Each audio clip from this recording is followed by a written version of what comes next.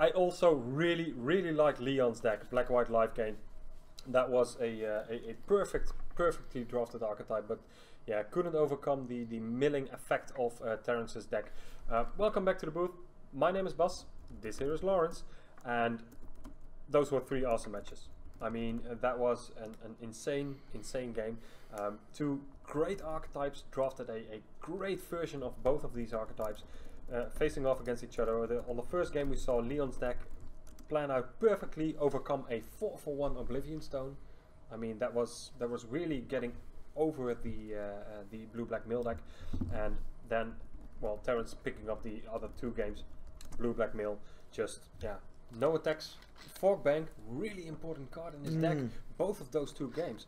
That was just, for sure. Yeah, that was really good. So we are going to get a new feature match lined up for you guys as we go to our bracket here, where you see that Terrence with his blue-black mill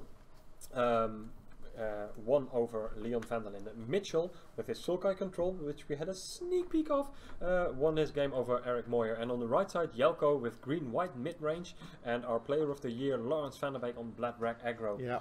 So we are going to get these guys installed in the feature match. Yeah, because right now they're the only part of the tournament, so you can fit all of you can fit the entire tournament in our feature match area. In our feature match area. So let's bring it back to the booth for just 1 second, and we'll go to a small break and get these players installed into the feature match area, and we'll be back. Yeah, we'll be right back. Just a few moments time. So stay tuned. Don't go anywhere for the semi-finals of the Dutch Open Series Players Championship.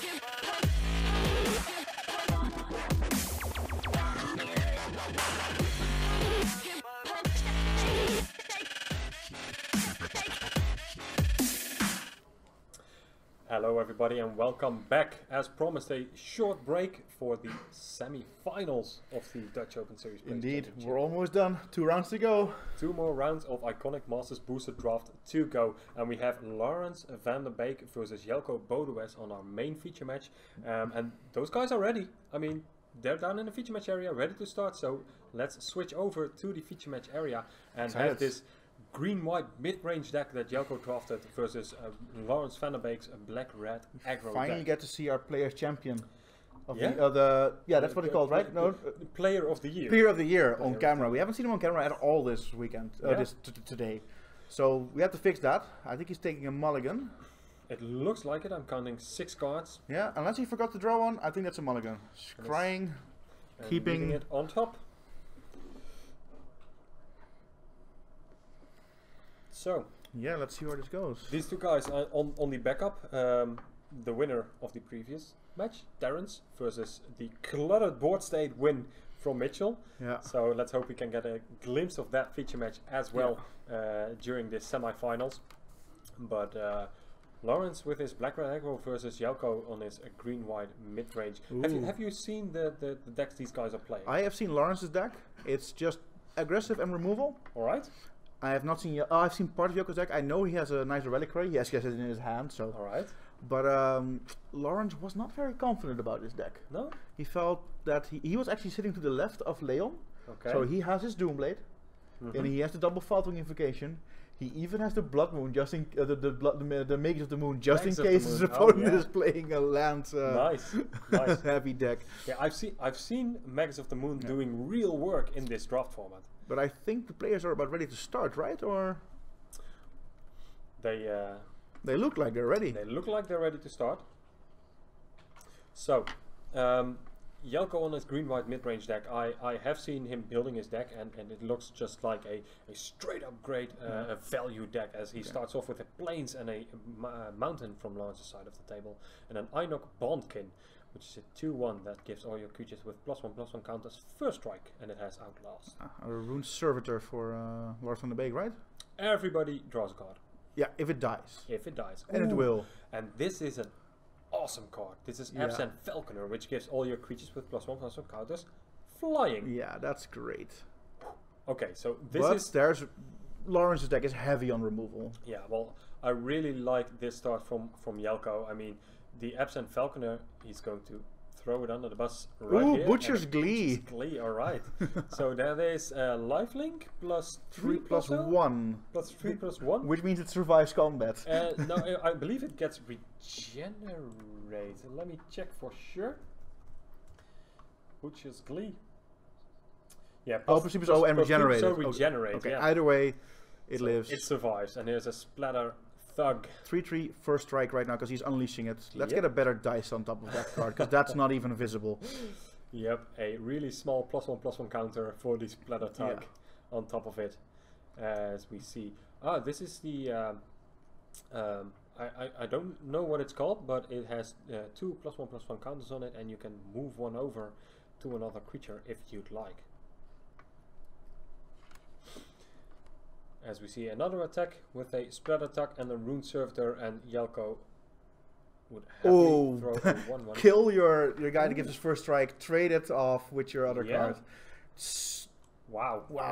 Wow, yeah, ulcerate your guy, ulcerate your first striker, and then make him trade. Can we get a confirmation if that Spread Attack is actually unleashed or not? Yeah, the Spread Attack should be unleashed. Because I think he put something on it, but we can't see this. I think I see a black die on top of it. Yeah, but can we at least get a... and we'll have a table spotter. Lightning... what's it called again? Rift Bolt to get rid of the Nice Reliquary because you can't let that survive. No, you really can't. But I know what he's doing. He's keeping his Faltering Invocation up. There we go. Yeah. Now it's unleashed. This is unleashed. Alright, so Jelko, a Forest in hand. Yeah, and just a 2/2 Night Reliquary. I think if Jelko plays any creature, we're going to get a response from Laurens with that creature on the stack. This is an Undercity Troll. Oh, he's letting it resolve. Interesting. And a Tiger. Oh, Doomblade. Laurens has Doomblade in hand. Doomblade is even better. Yeah. So Doomblade, your Big dudes. Your Phantom Tiger. Now you can sacrifice something to... Oh, no, still not playing the Faltering Invocation. Looking to get a better target as he... Wrist Bolt kill your troll. Battle Rod of Shaman. Ooh. Have your first striker gain +2/+0. Yeah, swing for 5. That also sounds really decent. Dropping Lawrence down to really 7. conservative with his removal spells. Yeah. I kind of like it. Because, you know, we're getting pretty close to Wrist Bolt to the Dome being good enough. So finishing off with a burn spell is a real... See, he said his deck wasn't that good, but it's super aggressive and he just keeps clearing the path. Yeah, it really does. Yeah, and the combination of the Splat Attack and Battle Rattle Shaman is a really nice, nice 1-2 punch as well. The thing is, once Undercity Troll... ooh, we're gonna Pray the Weak. Yeah, Prey Upon. No, that's Hunt the Weak. It gives a +1/+1 counter to the knight, so it kills it. So give my guy a +1/+1 counter and eat your... Yeah. And I have mana open to regenerate my Undercity Troll. Does it have regenerate, right? Yes, it does. It's a renowned creature that you can regenerate. So let's see what Lawrence can do as he plays a Rakdos Drake. And I assume that's a 4-power flyer. That's lethal next turn. It's also going to get a big +1/+1 counter. Yeah, but I mean with the Battle Royal Shaman, that's a 4-power flyer, yeah, and he has Rift Bolt. And that's lethal. Yeah. Yeah. So if Jelko doesn't Very have an aggressive answer, deck from Lawrence. If Jelko doesn't have an answer for this flying little Drake, then Lawrence will be flying to a 1-0 lead. Yeah. Oh, there's another Hunt the Weak in the hand of Jelko, I believe. Oh, that's good. So that will hunt the weak little Drake straight out of the sky. Battle Rattle Shaman going off the battlefield. All right. So there's a +1/+1 counter for the Undercity Troll. If Jelko has to attack with his knight, though, he won't have the mana to regenerate the troll anymore because he can't find doesn't attack with the knight for that very specific reason. Yeah. Still, Lawrence will not die next turn. He can just play blockers. Yeah, and he can hit for 2, and the next turn he can hit for 2 as well, and Rift Bolt for lethal. He's still very much live. Yeah, even if he doesn't play a blocker, I mean, he has 19 life to work with. I mean, he dropped down a few life points from that Undercity Troll, I believe, but still had a comfortable life. I still like playing the Invocation at one point, just to make your opponent sacrifice one of these 2 great creatures. Oh yeah, of course, and especially because it's a great card against a regenerating threat. Yeah, so either lose your regenerating threat or lose your Undercity Troll. So that's a Splat Attack, not unleashed. Yeah, just gonna block. And hoping to ride that Rakdos Drake in combination with the Rift Bolt to victory. What's left in Jelko's hand? A Plains. Yeah, we know that for sure. That was the easy one. That's Hunt the Weak. Another one? I believe so. I believe that's another Hunt the Weak, yeah. Jelko is not a big fan of the Weak. Yeah, it's definitely Hunt the Weak. Yeah. Alright, here we go. Hunt the Weak. Fight your flyer. Drake. Yeah. Make my troll even bigger. Still won't attack with both. No. Ooh, but now he does have the mana up for the regeneration. Yeah, big time. Now Invocation is going to make him sacrifice. He has to sacrifice the troll. He has to. Yeah, because then otherwise the Splat Attack is lethal. But he doesn't know that. And here we see a dead Reveler. Still won't use the Faltering Invocation. Not quite yet. No. I wonder what he's waiting for. Is he scared of Knight Reliquary finding a Dryad Arbor? Well, if he knows the set, he probably isn't. Jelko growing his Knight of the Reliquary by 1 more power and toughness, filtering his deck from lands, drawing a forest. Yeah. So didn't really help that much, but I don't know what that last card in his hand. It might be a Search for Tomorrow, but I don't think he'd play that. Can't really make out what the last card in hand for now he's gonna make him sacrifice a creature.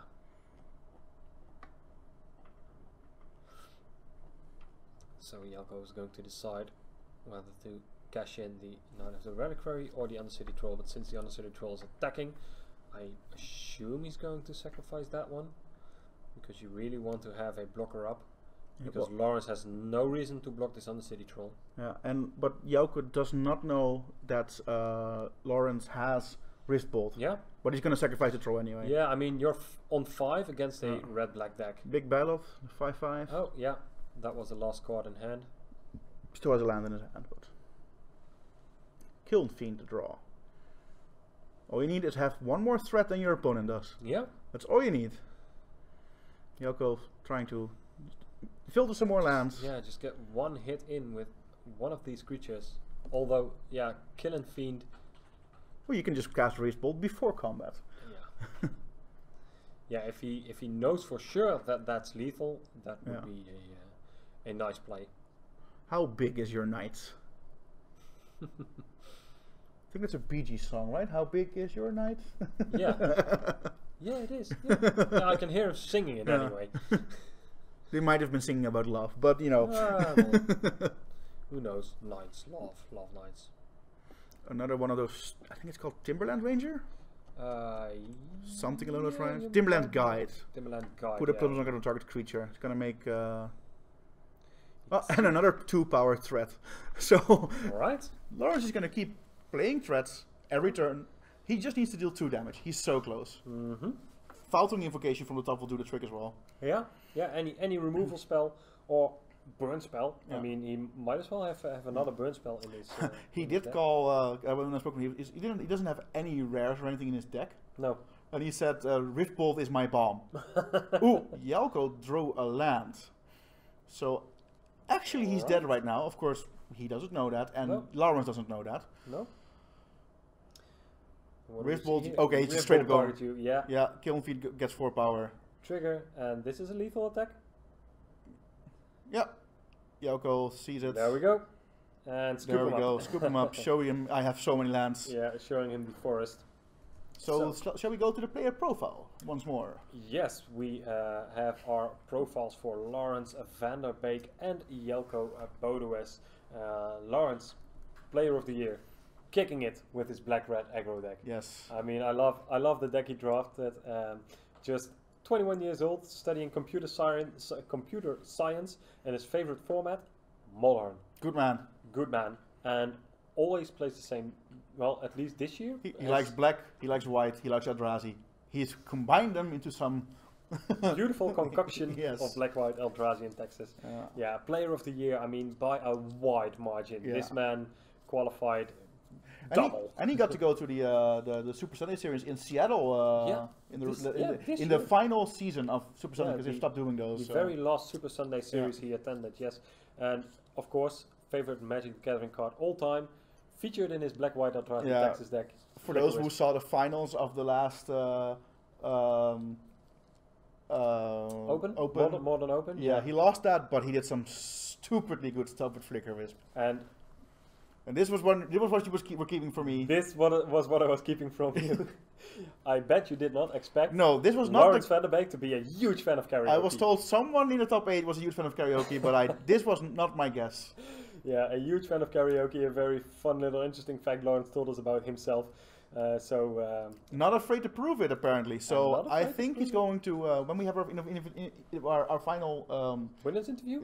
If he wins, he's going to be singing the interview. We're going to have Lawrence Van der Beek, the musical. I don't know if we can pull that off, because he'll be just running, screaming out of the building. But, well, let's hope he does. I don't know much, but I know I won this. Yep, and Jelko, of course, I mean, he's playing against a very established player. Yeah, top 13. He made number 13 at the last Pro Tour. We saw Jelko's profile a few times already on camera, and he 13th place finish in the Pro Tour Ixalan just a few weeks ago. So came off a really good finish. Yeah, and is looking to close this tournament as well. Indeed. In the Players Championship. Lawrence with his Nissa sleeves and black-red deck. Let's see if he can keep the full 7 this time, because I think last game he mulliganed to 6. Yes, he did. Kindly featuring the new sponsored sleeves by Ultra Pro. Yes, indeed. Jouko using the Eclipse sleeves from the same sponsorship. Also very kind. as he opens up with the forest. And Lawrence has to draw a copy of Ulcerate, so he can kill the first creature Jelko plays for, for free. But we know Lawrence is very conservative with his removal. Yes, he is. So either a Rune Servitor, yep. He has one of 2 copies of Rune Servitor, but of course you play the foil first. I don't know, because you want to... Ooh, first strike. Yeah, let's give that... what's it called? A Timberland Guide first strike. A swamp for Lawrence. Ulcerate probably... yeah. I'll pay 3 life to get rid of the first striking nonsense that you're trying to do here. And commit another either Rune Servitor or Borderland Marauder to the board. I like another Rune Servitor. Yep. 2 artifact buddies in play. Yeah. Let's see what... yeah, we're gonna get a pump spell here, I think, guess from... Ooh, a wild size.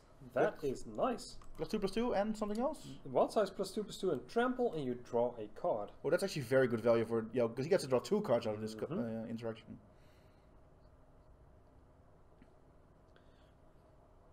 So, that was a nice opportunity to get a little 2-for-1-ish deal. Time for the Battle Rattle Shaman. And here we have an attack for 4, so Jelko down to 14.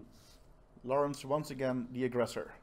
Yeah, but Jelko keeping the beatdowns going as well. Yeah, let's see what is played. I think it's going to be a Phantom Tiger. Yes, this is a Phantom Tiger, a 3/2. Oh, and I like putting another counter on that. That's a good card to put another counter on. Yeah, that's a great target to put another counter on. Probably getting Doombladed. It might catch a removal spell. Yeah. Well, it can't be killed with burn, so... No, your burn spells don't work. I do know that Lawrence has a Reap Soul in his deck, but it has too much power right now, the Phantom Tiger. Let's see. On our backup table, we know that Terrence is actually the only person with creatures on the battlefield right now. Alright. So... Still in this? Still in this. Wow. Up against the Sultai control deck from Mitchell.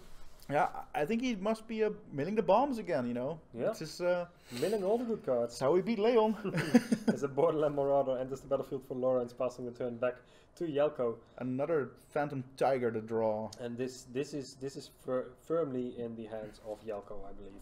I don't know what card he just played, but it looks big. At the very least, it's a 4-mana card. Oh, it's Sultai Flayer. 3/4. Whenever creature you with toughest 4 or greater dice, you gain 4 life. It does, yeah. No good attack though, really, for Jelko. No, but I think he's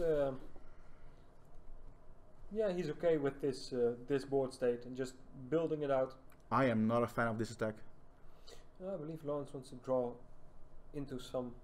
Yeah, but Phantom Tiger is just gonna block and gonna draw Jelko a card as well. Yeah. I don't know what he could be. What he could otherwise be worried about. Yeah, that's just a.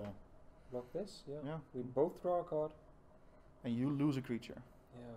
So really desperate for that card draw. As a Splatter Thug Unleashed will enter the battlefield. 2 copies of Felting Invocation in his hand. The first one is going to get the Timbermaw Guide, the 1/1. And I do like the 1/2 punch of Battle Rattle Shaman Splatter Thug again on the battlefield for Lawrence. I agree. Because he's going to Jelko is going to have to find a bigger, better creature. How about Yugon? It does a 5/5 flying dragon that when it dies distribute 5 counters. Is that a bigger, better creature in your eyes? Yes, and if Lawrence decides to start attacking, things could Jelko, get so bad for Jelko, for Lawrence. Well, I believe that Jelko will just throw a simple 1/1 under the bus to gain him some life, and Hugo will ride him to victory if Lawrence doesn't find an answer for that. Because flying is so much better than first strike. In a lot of occasions, yes. Yeah. I think the Splatter Thug should still attack though. It's a 5-power first striker. Oh yeah, of course the Splatter Thug attacks, because I mean Jelko is going to have to throw a lot of creatures in front of it to trade with it. Yeah. As it's a 5-power first strike attacker, and you really don't want to put that dragon in front of it. Oh no, for sure you don't. Because right now you have a 5/5 dragon, you attack for 5 next turn. Jelko's playing like 100,000 copies of Prey a week. Oh, but he is lining up a block with Hugo. And then he puts some of the counters on the Timbermaw Guide, so it still kills the Splatter Thug. That's a good call. That's a really nice play. Yeah. That's a really nice play. Since you go, first strike damage resolves first. This is a heads-up play from Jelko. First strike damage resolves first, so he gets to distribute those counters onto his Timberland guide, which is then big enough to take the sprint attack out in normal strike damage. That is a really nice play from Jelko. And the white just got one binger. Because there's a creature in Jelko's graveyard now. Yeah. Oh, we're about to give everything flying, I think. That's a Crown Ceratops that gives everything trample, and this one gives everything first strike. So, well then, Lawrence. How about that? What are you going to do about this then? I have a 7-power flyer with first strike coming your way. Trampler with first strike. Yes. Yeah, the Crown Ceratops gives it trample, so no real good blocks for Lawrence here. Expressions, no creature that blocks can actually kill it, because it just loses a counter, even if you do manage to damage it. So that is a great combination of +1/+1 counter synergy in Jelko's deck. Yeah. I really love that Yukon play that he did. Yeah, that was a very good block. And I've seen Lawrence on the modern Dutch Open Series get tricked by a first strike block as well. So first strike is his his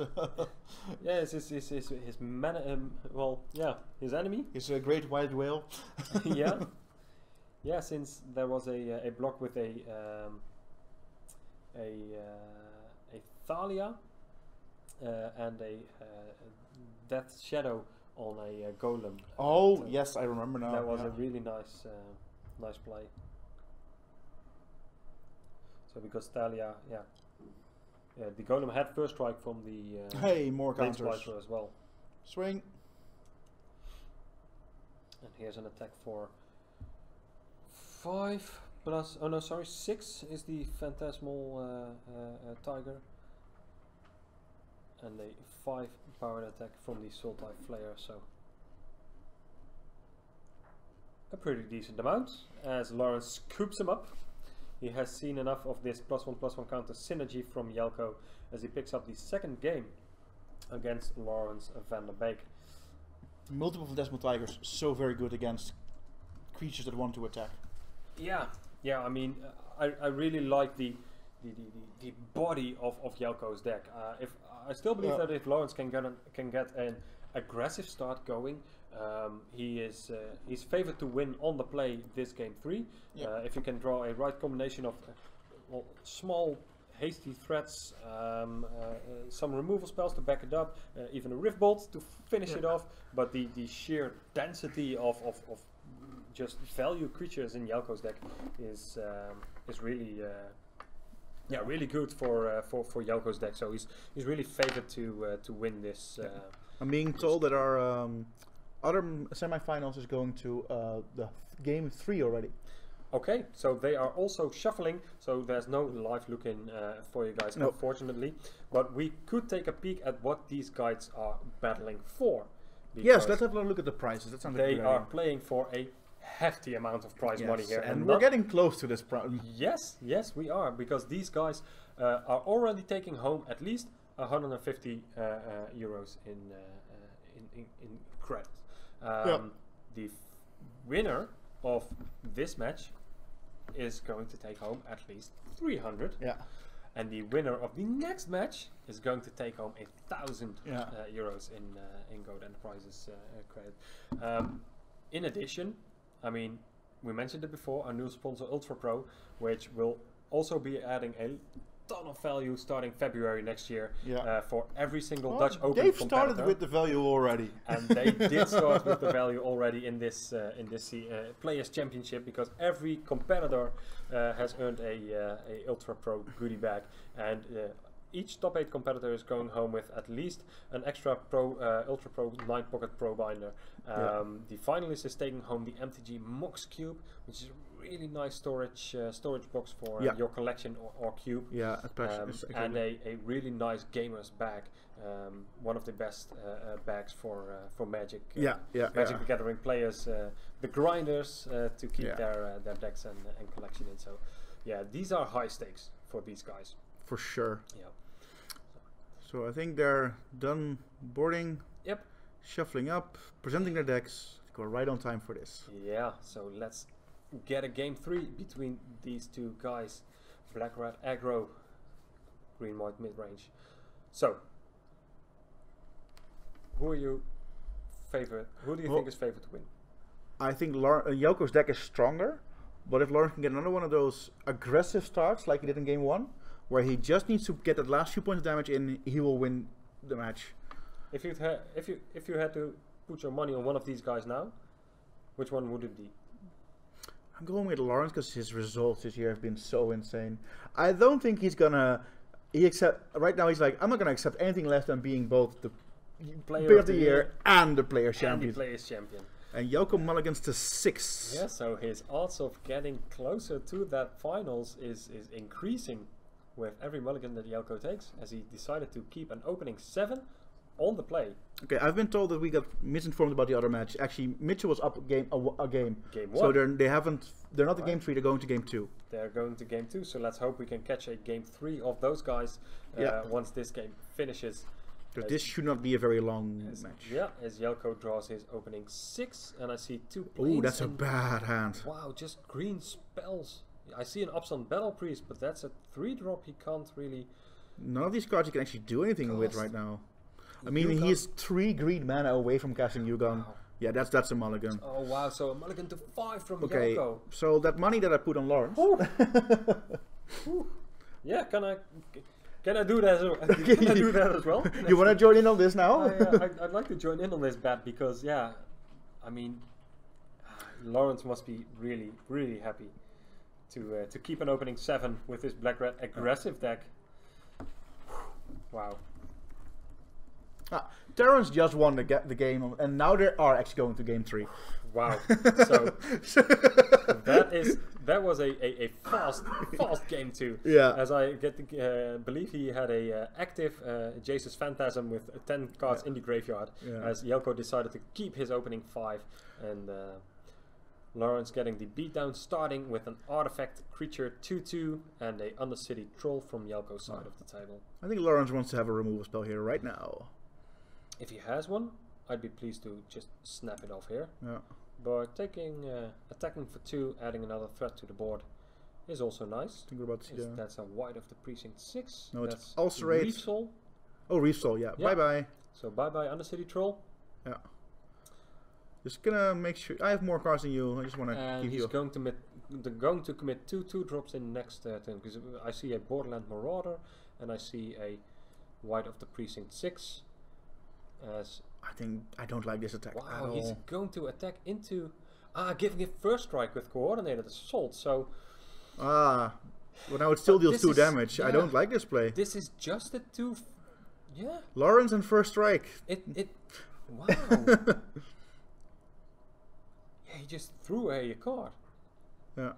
Suspending Rift Bolt. If Jelko is going to win this, This is the point. this is the turning point for this game. I mean, a Rift. Yeah. Wow. And Jelko got to draw a card from Rune Servitor, so he's actually getting, his mulligan is getting undoing his mulligans. a little bit, just a little bit.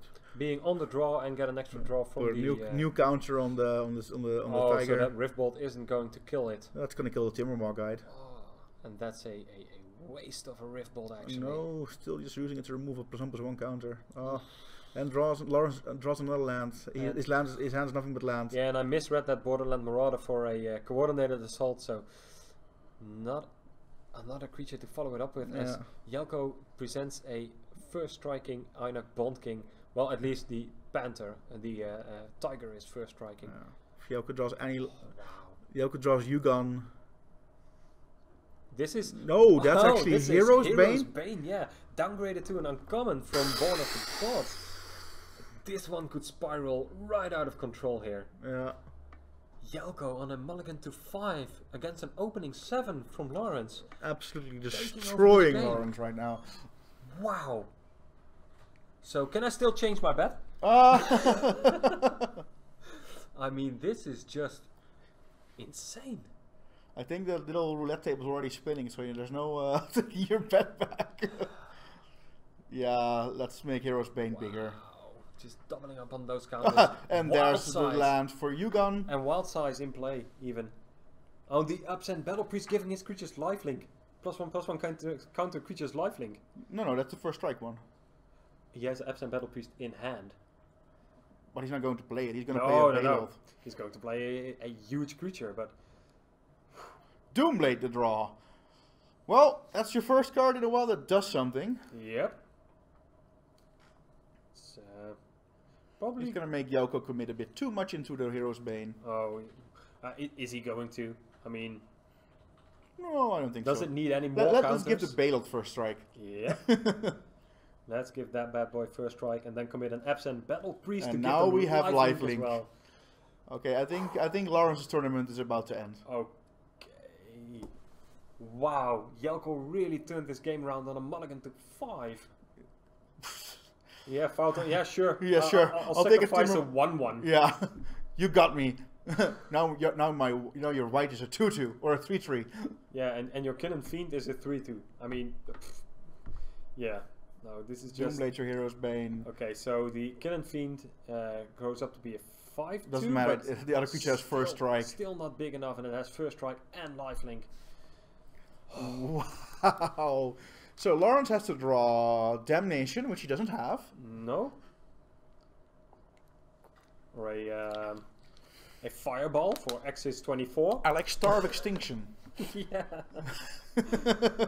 No, I don't think Lawrence can come back from this insane. Yeah, wow. This has been insane. This has been really insane. Wow, Butcher's Glee the draw doesn't do anything against first strike. Let's go back to our backup match. Yeah, well, let's see if our backup match is ready. And there we see Mitchell Mondes on Sultai Control versus Terrence on Blue-Black Mill. Mitchell taking the first 2 turns of the game to cast a Star Compens, Terrence doing the same. And Terrence doing exactly the same. So these players just... Wow, preparing their Jelko board moving to the state. finals. Oh yeah, Jelko with his green-white tokens counters deck. And there we have a Phantom Monster from Mitchell. Yeah. Let's see if Terrence can keep copying his opponent. He does have it in... No, that's Fogbank. Fine. Fogbank. Doorkeeper, Okay. sure. Here we go. And Mitchell is actually on a mulligan here for game 3, so... And he has trying to... 4 cards left in his hand. I think he's on the play, so 9 cards. This is turn 4. I think he mulliganed to 5. But I might be wrong. Let's see if you can do... No, he mulliganed to 6, I think. Oh well. That's a Moonglove extract. Yeah, that's gonna kill your Fogbank. Yep, because that only prevents combat damage. Yeah. And a 3/3 Phantom Monster flying over the Doorkeeper. Doesn't need a really needs a door to come inside. Yeah. Going through the window. But I'm kind of liking Terrence's position here. Is that another Fogbank? No, it's not. It's a foil something or other. It's a Frost Lynx, maybe. No, it is something that's gonna draw him 3 cards. Concentrate. Yeah, that's Concentrate. no, it's, right? amass the components, I believe. When will they ever reprint Concentrate in the set? It's fair. It's 4 mana, draw 3. Don't make me discard this cards. This is amass the components. That's draw 3 and then put a card from your hand on the bottom of your library. I want Concentrate. You keep asking for it. They might give it to you one day. As we see Mitchell drawing a card for his turn. Mitchell not really having much. I believe there's more lands in hand for Mitchell. We know there's at least 1 because he bounced 1 last turn. And there's another. I see another forest. Mitchell's got another 14. 14 is fine. He is trying to fly this Phantom Monster all the way to victory. I think Mitchell has at least 2 lands in his hand. Yeah, that's a forest at least. And a Bane of Balaget, which is a really nice card in this matchup. Oh yeah, because it does. Because Terrence's creature does have power less than 1. Yes, but 0 is less than 1. Milling Doomblade and Runescarred Demon. Pretty nice targets. Gnomic Wall to draw. Another creature that could die to the Bane of Balaget. and I believe I saw during deck building that Mitchell has 2 copies. I am it's actually Balaget Scorpion and Bane of Balaget, yeah, but I agree. Balaget Scorpion, yeah. Bane of Balaget is the Eldrazi, of course, from Battle for Zendikar. The one that exiles 2 when you attack with it. Yeah. So the Balaget Scorpion. Another amass the components for or something. Trying to find some answers to this board state because that little Phantom Monster could The little phantom monster, that's good. Yeah, could ride Mitchell to victory here. I actually have an interesting story about Terence's deck. Oh. He made a slight mistake during the building of his deck. Oh. He registered 17 basic lands, forgot he was playing 4 bounce lands, so he's actually playing 21 lands in the main. Oh, so wow. his main deck is 44 cards. So every time he's sideboarding 4 lands out. I had to share that. Okay, that is just that's just cool. And I mean, he's in the semifinals with it. Yeah. So and that's why he lost game 1 every single time. Oh man. Yeah, that's real sweet. So let's see if Mitch can commit some more threats to the board here. Dropping Terrence down to 9. Yeah, finish this game off in a quick fashion. He does have an island and a forest in his hand. And Simic Sky Swallower. Simic Sky Swallower, yeah. Let's see. Oh, you can pay 1 more for that, but it cannot be countered. If I'm a terrorist, I'm still playing it here. Because you want to... Oh, it can be countered? The Simic Sky Swallower, I believe it... Oh, it only has Shroud. Oh yeah, it has Shroud. It's Flying, Trample and Shroud, but it's Could you please pay 1 more? Glimpse the Unthinkable. Wow. Ooh. Okay. So that is a big card in I his didn't deck. know that Terrence had that. No, me neither. 4, 5, 6, 7. There goes Prime Time. 9, 10. Yeah, there goes Knight of Shoal's Betrayal and a Primeval Titan. Oh, and he into does the actually have graveyard. Oblivion Stone in his hand.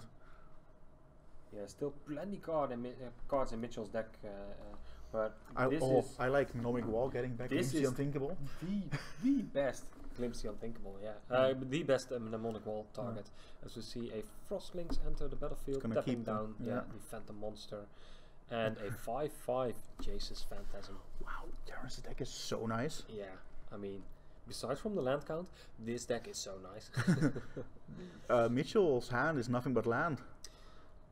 Ouch. I think it's. So I don't know how many cards Mitchell has left, but Mnemonic Wall, Glimpse the Unthinkable should get him pretty close to winning the game. Yeah.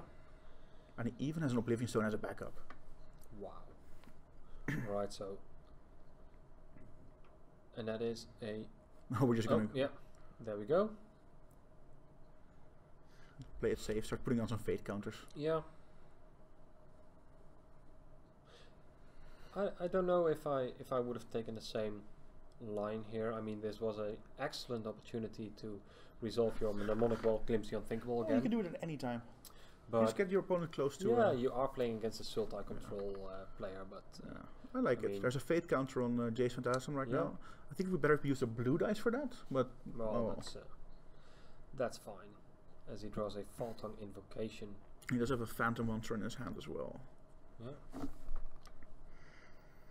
I wonder how many cards are left in Mitchell's deck. So yeah, Terrence's deck is just really nice. Ooh, he's considering actually blowing it, Yeah. blowing up the world. Right, so here we go. 5 mana. No 5 mana. I don't think you need to do that. No, you can go Mnemonic Wall. No, he's just gonna go for it. Pop the stone. There we go. The compass gone, and I'll keep my 5/5 flying attacker Well, you know what? That's good in too. play. Yeah, It's a 4-turn clock. it sure is. And if Mitchell ever gets down to 10 or less cards, or 10 or fewer cards, he is dead.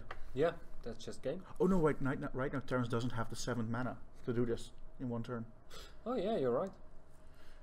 Blizzard Spectre, right? Yeah, that's Blizzard Spectre. Faltung Invocation is good versus that. It sure is. Unless there's another creature. It's not a creature. That's the compass. So this is a really nice opportunity to cast a. And there's the 7th land, so if he Wow. but I think Mitchell's about to sacrifice Yeah. a creature to the Faltung Invocation. First attack to try and get some value Yeah. out of blocking, but no blocking to be done, and Faltung Invocation takes down the Spectre. Phantom Monster to play. And this is 8 power in flying. Yeah. Mitchell's down to 10 life. Right, so Force and 2 basics. 2 basics in his hand. I think Terrence is about to be our 2nd finalist. Blue Black Mill, 44 cards. He just pre-boarded for the mirror match. Yeah. He's making sure. A lot of good cards in Mitchell's graveyard. I know he has another copy of RuneScar Demon in his Yeah. deck. He still has. He doesn't have the prime time anymore. Let's count 1, 2, 3. Can't really count with him, but I think it's just over 10. Wow. Terrence on blue-black mill. This is just insane. Is he gonna go for the double whammy? I'm gonna represent Lethal and mill you to death. Yeah, this is 8, so Mitchell dropping down to 2. This is mnemonic wall. Flashing back, glimpse the unthinkable. Glimpse the unthinkable. Please let it be glimpse. Still have all these. Yep. Mill your deck. Okay, so. Oh, not this entire deck. Still has 1 or 2 cards left. Yeah. What do we lose here? There's the summon the pack. There's a RuneScar demon. There we go. And there's a handshake from Mitchell wow. Madness. 44 card Terrence. Loses every game 1. Terrence wins every game 2 and every game 3. On blue-black mill. This I love this archetype, but this is... And now Terrence has to put those 4 basics back into his deck, so his deck is once again